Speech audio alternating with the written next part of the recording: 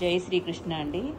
భగవద్గీతలోని 11, 12, 13 శ్లోకాల తాత్పర్యము నేర్చుకుందాము ఈరోజు. అయనేషు చ సర్వేషు యథాభాగమవస్థితాః భీష్మమేవాభిరక్షन्तు భవంతః సర్వ ఏవ హి. సేనావ్యూహ ప్రవేశ ద్వారమునందలి మీ ముఖ్యస్థానములలో నిలిచియుండి మీరు భీష్మ పితామహులకు సంపూర్ణ రక్షణమును సమకూర్చవలసి ఉన్నది అని భావము. తస్య సంజనయన్ హర్షం కురువృద్ధః పితామహః సింహనాదం వినద్యోచ్చై శంఖం దద్వౌ ప్రతాపవాన్.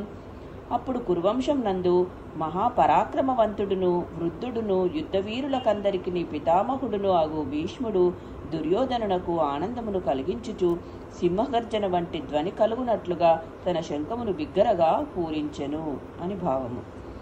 తతః శంఖాచ్చ భేర్యచ్చ పనవానక గోముఖాః సహాసైవాభ్యహన్యంతస శబ్దస్తు ములోభవత్.